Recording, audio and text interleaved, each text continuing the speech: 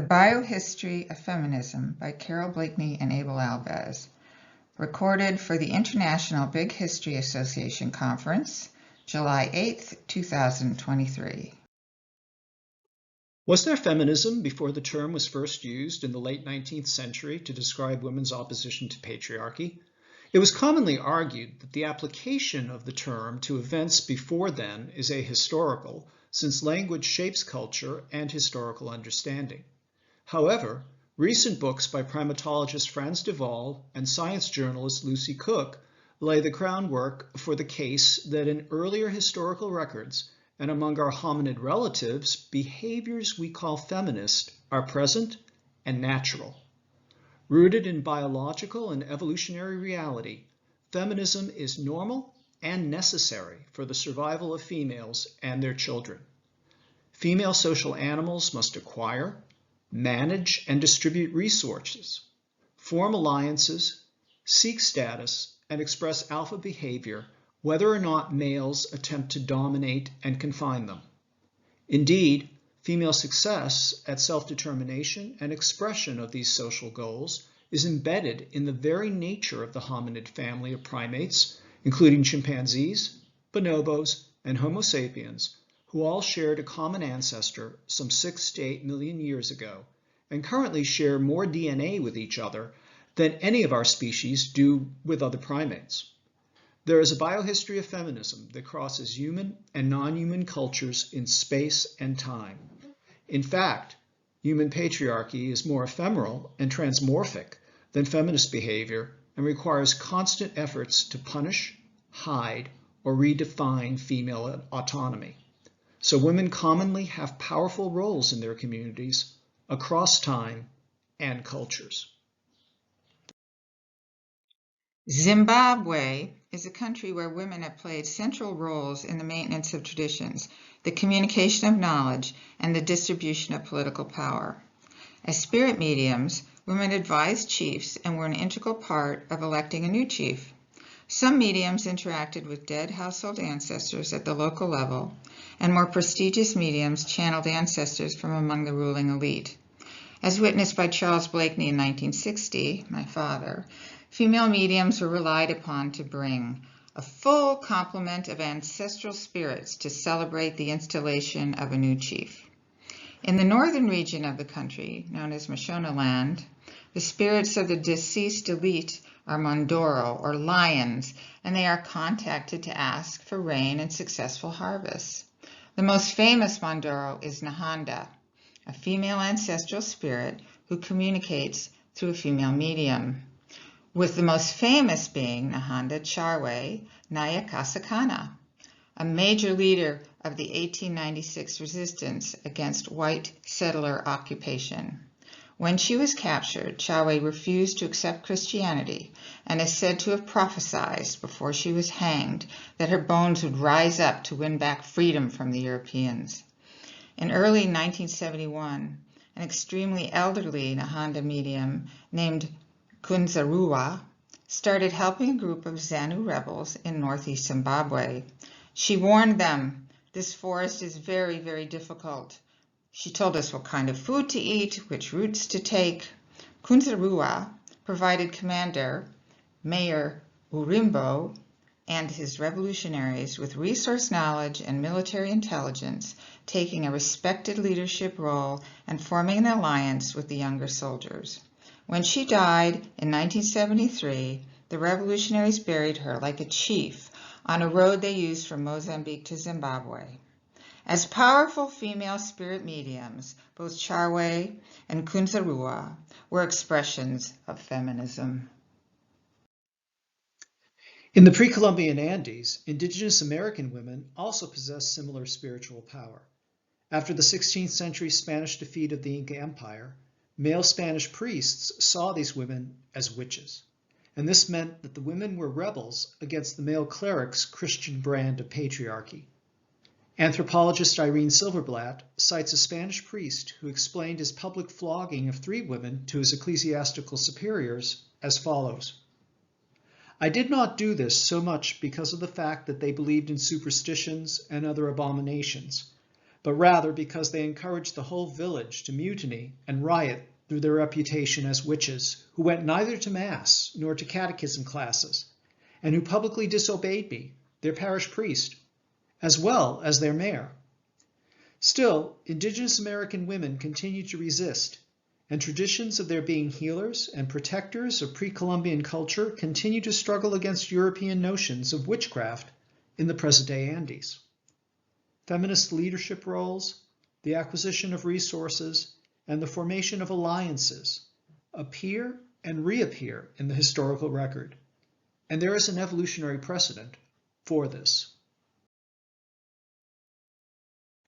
It goes without saying that solitary female animals like tigresses must, to the best of their ability, acquire territories and resources for their survival and that of their offspring as well.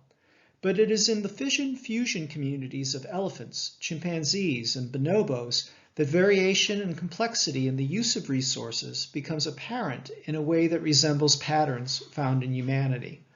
While it is obvious that we are more closely related to our fellow hominids than we are to elephants, highly intelligent elephants present us with functioning matriarchies in which well-documented alphas, like Amboseli National Park's Echo, have demonstrated the extent to which an entire community in Kenya can rely on the foraging knowledge and decision-making of a lead female. Resource issues in nature are not only male issues, though extremely patriarchal human cultures, pretending that they are, try to exclude women from the possession of resources. In the hominid family, male chimpanzees use coalitions to enhance hierarchical standing, support or depose the alpha male, hunt, and hold and expand territory, using war with other communities as an option. In well-studied communities at Gombe, Mahali, Kibale, and Budongo in Africa, quote, higher grooming frequencies, larger numbers of grooming partners, and longer grooming durations were more likely between adult males than between males and females or between females, end of quote. Since mutual grooming reflects alliances and supportive behavior in non-human primates, higher frequencies among male chimpanzees demonstrate a greater propensity to form supportive alliances than among females. And males compete once they form their teams.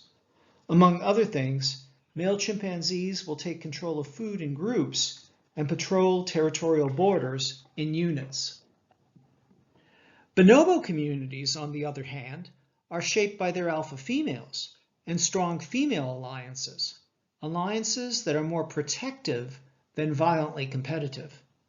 A bonobo alpha female like Wamba's Haru will display dominance, dragging branches in a fashion usually reserved for males among chimpanzees, and when the son of another alpha female named Aki was slapped by a high-ranking male named Ude, Aki, with a screaming baby on her belly and other females in tow, chased Ude away. Male bonobos do, on occasion, harass females, but what primatologist Frans de Waal has called coordinated female protests keep the harassment in check, and in a few observed instances where chimpanzee females have shown greater cooperation, they have had some say in food sharing and keeping violent males in check as well. Bonobo females, while gaining primary access to food sites within their own groups, maintain territorial ranges more peacefully than chimpanzees. Different bonobo communities will have overlapping food ranges where peaceful co-feeding will occur, as well as other forms of interaction, including some food sharing across groups and voluntary intergroup sexual behavior. Intercommunity aggression will also break out on occasion, especially when disputes arise over the control of feeding trees. But primatologists studying bonobos at Louis Katale in the Democratic Republic of Congo noted that, quote, members of the different communities often reformed associations following outgroup coalitionary aggression, end of quote. Competition was minimized, and in over 5 decades of studying bonobos, only 1 murder has been suspected, while in 5 decades there have been 58 observed conspecific killings among chimpanzees. At Jane Goodall's Gombe site, one entire community was eliminated by another group of chimpanzees in the 4-Year War of the 1970s. In chimpanzees, where male coalitions dominate, competition can turn lethally violent, and that violence can be extended to females of their own community. According to Jane Goodall, who initiated chimpanzee research at Tanzania's Gombe Stream in the 1960s, quote, almost always, unless he is crippled or very old, an adult male can coerce an unwilling female into copulating with him, and he can, at least on some occasions, force her to embark on a lengthy consortship. End of quote. Even with male battering behavior among chimpanzees, successful females like Gombe's Flo and her daughter Fifi had high display rates, and Gigi, a warrior among the Gombe females, displayed with males during territorial patrols and proved to be an accomplished hunter of colobus monkeys, tenaciously fighting off males to retain her meat. The possession of resources matters, and human females have shown a recognition of this throughout history, just as their bonobo and chimpanzee relatives have. In Europe, during the 17th and 18th centuries, market women bought, sold, and rebelled in response to economic circumstances, with some of their most famous actions occurring during the French Revolution of 1789. It was then, in early October, that the Dames des Halles, the market women who fed Paris, led thousands of women and men in a march on Versailles, forcing Louis XVI, Marie Antoinette, and their daughter and son to leave the seclusion of the outskirts of the city of Paris for the Tuileries Palace and the supervision of the revolutionary people in the heart of the city. As noted by historian Susan Migden-Sokolow, across the Atlantic, from the 16th to the 18th centuries, quote, female food vendors and market women were found in every city in colonial Latin America, and women owned small retail businesses such as food shops, greengroceries, and general stores, end of quote. In 1592, when Spanish officials made attempts to relocate and reform Mexico City's markets, the Nahua chronicler Chimalpain reports that indigenous market women, Mexica Siwa, brought suit in the courts against these efforts by Spanish men. Historian Sokolow also tells us that by the late 18th century in Mexico City, 5 widows controlled 21 looms and were full-fledged members of the Cotton Weavers Guild. There were also some women listed as journeymen. In 1788, the female silk spinners of Mexico City were granted permission to organize their own guild, listing 23 masters, 200 journeymen, and 21 apprentices. Further north, during the 17th and 18th centuries, in agricultural fields rather than in the marketplace, women of the Haudenosaunee, or Iroquois Confederacy, were primarily responsible for the tending and harvesting of the fields, and they also gathered and managed supplies of maple sugar, fruits, nuts, and berries. They served as tribal religious practitioners and marriage brokers, and although Haudenosaunee women could not be members of the Council of Elders that ruled the League, a new elder was monitored by the women, and if his behavior deviated from the accepted norms, he was warned by the woman delegate. If after several warnings he still did not conform, she would initiate impeachment proceedings. In the 20th century, San women in the Kalahari Desert provided most of the food upon which their foraging communities relied, retaining the ability to leave male consorts as they chose, and in countries like Mexico and Ghana, market women also continued to control resources. In late 20th century Ghana, the city of Kumasi's central market was 70% female and developed along the lines of what cultural anthropologist Gracia Clark calls large numbers of dyadic relations, including some involving male truckers needed to transport women and their goods to the marketplace. Beyond the cultivation of favored long-term relationships with customers, the traders formed partnerships that avoided work with husbands and favored same-sex kin selection. Only 2.7% of the partnerships reported by women in 1979 were with husbands, while a partnership with a same-sex parent, child, or sibling occurred 79.7% of the time. Like their fellow professionals in Ghana, Andean market women have hired men to transport goods to market. They have also historically formed unions to protect their mutual interests, and in 1958 in Cusco, Peru, the Market Women's Union was central in attaining the goals of a general strike protesting a rise in gasoline prices that would have affected the cost of transportation of their goods. By kidnapping the general in charge of the local army units, they forced him to negotiate with their allies in the drivers' union. Globally, female agency has permeated the marketplace long before the rise of CEOs like Mary T. Barra of General Motors, Rosalind Brewer of Walgreens, Safra Katz of Oracle, and Jane Fraser of Citi. It is not at all surprising that women are capable of taking power, controlling territory, and are essential in providing resources. In nature, most female animals are larger than males. Even in primates, there are species with larger and more dominant females. Sometimes, in the pursuit of resources and always to express agency, feminism exists in nature and thereby in the diverse cultural traditions of social animals. Feminism is not a post-Enlightenment Western trend, as a popular academic perspective in recent times would make it out to be. Feminism occurs across time and culture and is natural to the biological world. In the words of the founding charter of the African Feminist Forum, written in 2006, as we invoke the memory of those women whose names are hardly ever recorded in any history books, we insist that it is a profound insult to claim that feminism was imported into Africa from the West. We reclaim and assert the long and rich tradition of African women's resistance to patriarchy in Africa. We henceforth claim the right to theorize for ourselves, write for ourselves, strategize for ourselves, and speak for ourselves as African feminists. Feminism exists and will not be denied, even when the cost runs high.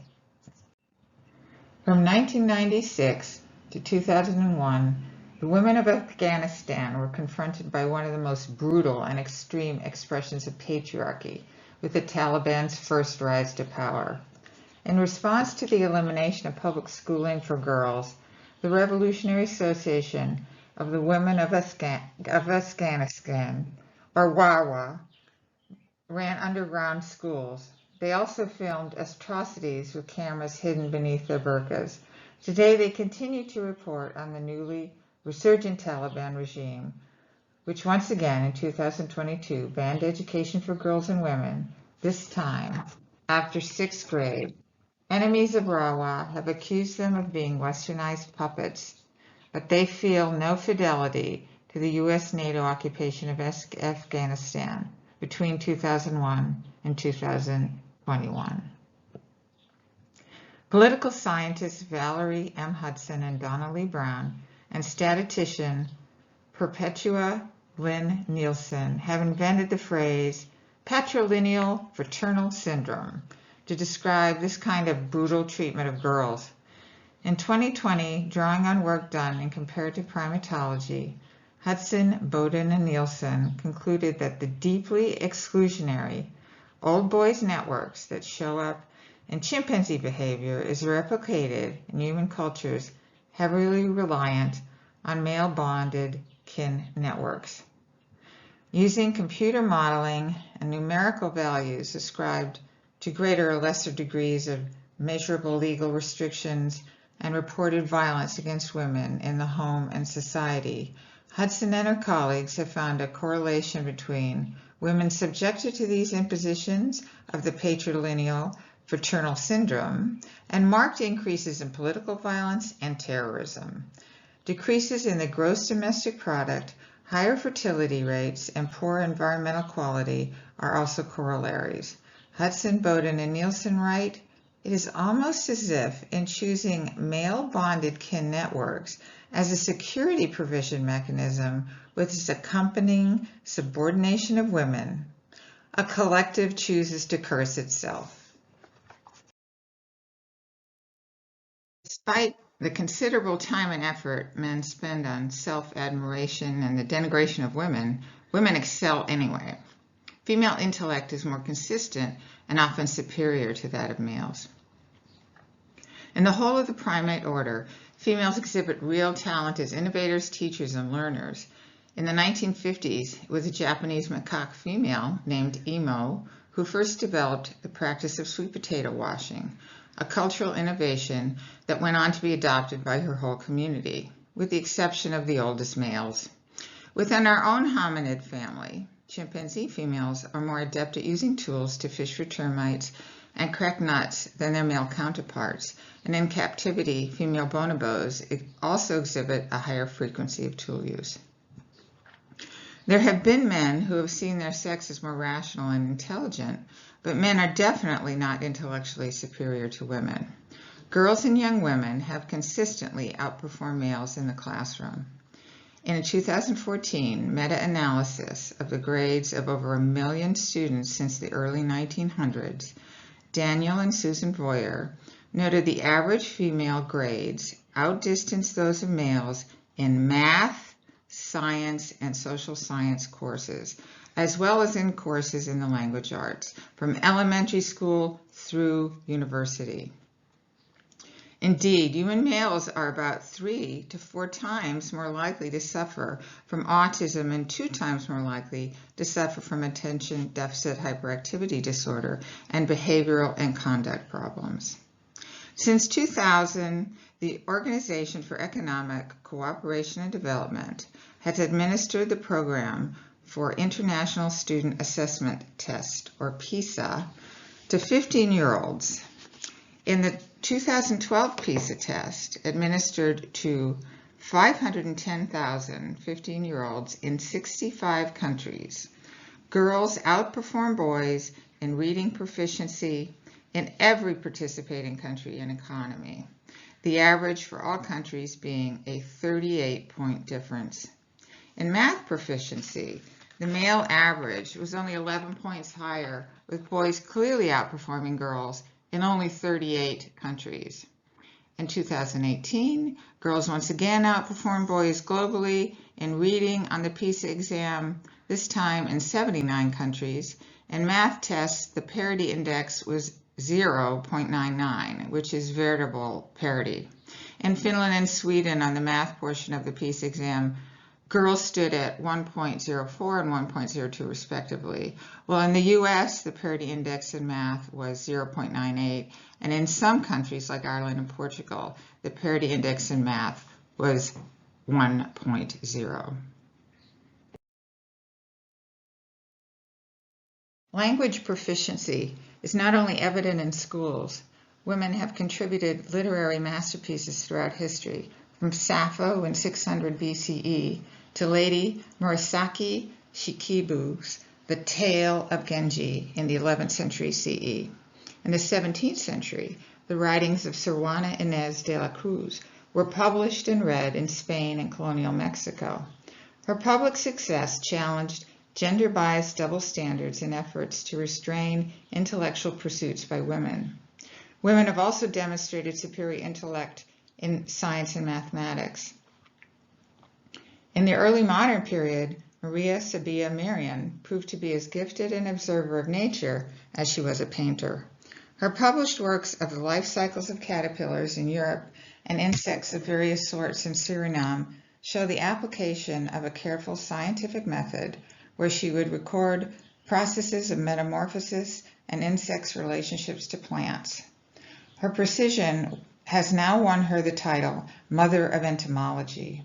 And as an artist, she also ranks among the greats, capturing the beauty of organic processes in The Wonderful Transformation and Singular Flower Food of Caterpillars and Metamorphosis of the Insects of Suriname. In the early 20th century, a woman Madame Curie, became the first scientist to win 2 Nobel Prizes, one in physics and the other in chemistry. And then, in the 1950s, Grace Marie Hopper, a Yale University PhD in mathematics, was the inventor of the first computer compiler, which translated English terms into machine code. However, she was ahead of her time, and so analysis of numerical data still continued to depend heavily on human mathematical computation. NASA's Project Mercury relied on human computers, mathematical prodigies like the now famous Katherine Johnson, to calculate trajectories and viable launch windows. Like Maria Sabia Merian, other women have also expressed the power of their intellect in the visual arts. But a lack of access to costly resources and patronage has far too often resulted in their erasure from public memory. A prime example is Augusta Savage, who also encountered intersectional challenges as a Black woman. Historian Keisha Blaine writes, Savage won a prestigious scholarship at a summer arts program at the Fontainebleau School of Fine Arts outside of Paris in 1923, but the offer was withdrawn when the school discovered that she was Black. In 1929, Savage was awarded a Julius Rosenwald Fellowship and was finally able to travel to Paris, where she exhibited at the Grand Palais. She received a Carnegie Foundation grant and another Rosenwald Fellowship in 1931, which allowed her to stay in France for another year and travel to Belgium and Germany as well. Augusta Savage became fluent in the technical aesthetic of Auguste Rodin, with whom her teacher Charles Depéau had worked, but she also had a gripping emotional content that these masters could not render. The expression of her subjects was subtle but profound.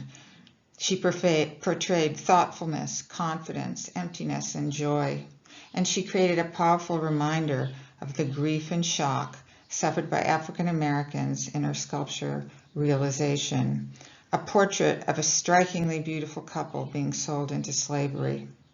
In 1939, a New York World's Fair commissioned Savage to produce her plaster sculpture, Lift Every Voice and Sing, also known as the harp, a 16-foot monument to the Black national anthem. Lift Every Voice and Sing was both popular with the general public and inspirational to the African American community. With such accomplishments, Savage integrated African Americans into the everyday life of a broader society, as well as making their representation part of the aesthetic aristocracy, exhibiting alongside de Kooning and Dali. But despite acclaim, Augusta Savage was never able to receive the patronage or funding needed to make many of her clay and plaster sculptures more permanent. And a 1988 retrospective exhibit of her work was only able to locate 19 surviving pieces. Historically, women, especially women of color, have been denied intellectual expression and leadership roles. Lack of access to resources, the use of flippant verbal displays claiming male superiority, erasures of female achievement from the historical record, and outright coercion and violence, as well as a tendency by women to be less aggressive, contribute to a constant reemergence of the patrilineal fraternal syndrome. In animals with two sexes, which is never genetically absolute, of course, nature has experimented with a wide variety of social structures, many female dominant or dependent. Beehives depend on the chemical commands issued by their queens. Elephant matriarchs are relied upon to find an efficient route for travel between foraging patches, while bonobo alpha females express a wide range of behaviors, from diplomacy between groups to aggression. Among humans, alpha females have also repeatedly appeared. Monarchs like the Egyptian pharaoh Hatshepsut, Wu Zetian of China, Elizabeth I of England, Njinga Mande of Ndongo and Matamba, and Catherine the Great of Russia successfully led men, maintained territorial integrity with their troops, and used benevolent sharing behaviors to promote their alpha status. As pharaoh, ruling jointly in New Kingdom Egypt with her stepson Thutmose III, Hatshepsut, who reigned in the 15th century BCE, displayed her power in reliefs at the Deir el-Bahari temple constructed at her command. Her achievements spoke of her ability to enhance trade with the land Egyptians called Punt, a region thought to be somewhere in Ethiopia, the Arabian Peninsula, or along the Eritrean Somali coast.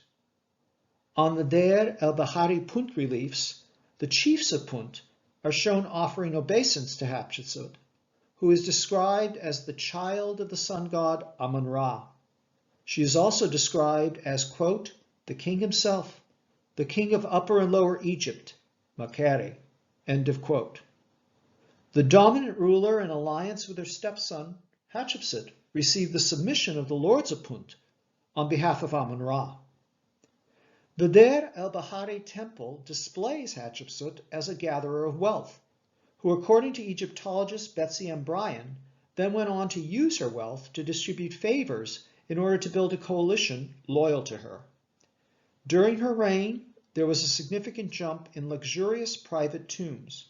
Loyal followers, like her steward, Amenhotep, and her butler, Djehuti, who managed the royal treasury, could expect to enter the afterlife with the material comforts desired by ancient Egyptians. These male subordinates of a benevolent pharaoh also had enough wealth to dedicate a large number of private statues in temples like the one at Karnak. Hatshepsut exemplified standard alpha food sharing behavior among her allies, receiving submission in return for the economic resources that she granted. According to primatologist Frans de Waal, where rare foodstuffs are concerned, a chimpanzee alpha male, functioning as a wily political animal, is less concerned with the amount that he himself possesses than he is with, quote, who does the distributing among the group, end of quote. Like male chimpanzee alphas, Hatshepsut also oversaw territorial patrols. She even seems to have led at least one into Nubia, according to a biographical inscription left behind by her royal chancellor, Tai. Although her soldiers would have done most of the actual patrolling in her stead, as they would have for a male pharaoh, her own monumental inscriptions take pride in a southern boundary as far as the lands of Punt, and an eastern boundary as far as the marshes of Asia. Like any male serving in the role, Hatshepsut was pharaoh, the organizing agent and focal point of her society. However, in the sage literature of Egypt, Ma'at, or appropriate cosmic order and truth, stereotyped woman as, quote, a fertile field for her lord, end of quote, so that a woman who refused to be subordinated as such stood out as an affront. Hatshepsut dealt with this gender bias directly when she had herself addressed by the throne name Makere, or Ma'atkari, literally the cosmic balance, harmony, and life force embedded in the god Ra, also transliterated as Re. She boldly identified herself with Ma'at, which was personified as a goddess of the same name. She was Pharaoh who brought cosmic order to earth, and the divinely feminine Ma'at was now the very essence, the soul of the sun god Ra, who was also one with the creator deity Amun. Thus feminizing the sun god in the equation Ma'atkari was a significant display on the part of Hatshepsut. In China, Wu Zetian, who ruled as emperor from 690 to 705, associated her orderly rule with Nuwa, the goddess of creation who repaired damage in the order of nature itself as a type of a cosmic architect, and who harbored the virtues of the great sages. Wu Zetian also drew on Buddhist imagery to identify herself as Bodhisattva, the embodiment of the goddess Jingguang, or pure radiance come to earth. She identified with other goddesses too, like the goddess of the Lu River, where she established her vibrant capital, Lu Yang. While de facto ruler of China as Empress Dowager in 688, Wu Zetian granted the Lu River goddess a title, the Marquise who reveals the sage. According to Chinese historian N. Harry Rothschild, this was an unprecedented act that coalesced the earthly sovereign and riparian divinity into a single entity. The daughter of a timber merchant, and quite focused on the mercantile highways of rivers and canals as she was, Wu encouraged commerce and manufacturing, reconquering rich oasis states along the steppe routes known as the Silk Road to secure luxury trade, while also seeing the growth of, quote, 3,000 shops representing 120 different occupations, end of quote, in but one of the markets of Luoyang, a capital city which she selected for its strategic trading location at the confluence of waterways, both natural and artificial, linking North and South China. To benefit peasant agriculture, she expanded and improved irrigation systems. She thereby gained the support of men in positions of power and authority, but she also showed some favor to talented women among her supporters. Wu made one peasant woman district mistress of Shuanzhong County for having led local resistance against Turkic invaders. And at her own court, a talented woman poet and essayist named Shangguan Waner drafted a number of imperial edicts and served as advisor to Wu from 698 until the octogenarian rulers forced abdication in 705. In our time, there have been female prime ministers and presidents, from Indira Gandhi of India and Golda Meir of Israel, to Ellen Johnson Sirleaf of Liberia, Tsai Ing-wen of Taiwan, Mia Mottley of Barbados, and Angela Merkel of Germany. Chancellor of Germany from 2005 to 2021, Angela Merkel was called the de facto leader of the European Union, Chancellor of the Free World, and the most powerful woman in the world by Time magazine when that periodical named her Person of the Year in 2015. Noted for emphasizing cooperation at home and in diplomatic relations abroad, from 2005 to 2009, 2013 to 2017, and 2018 to 2021, her Christian Democratic Union Party ruled Germany in grand coalitions with their rivals in the Social Democratic Party. She met a self-declared goal to reduce Germany's greenhouse gas emissions by 40% in 2020 compared to 1990 levels, while simultaneously raising the German gross domestic product from 2.3 trillion euros when she took office in 2005 to 3.3 trillion euros when she left office in 2021.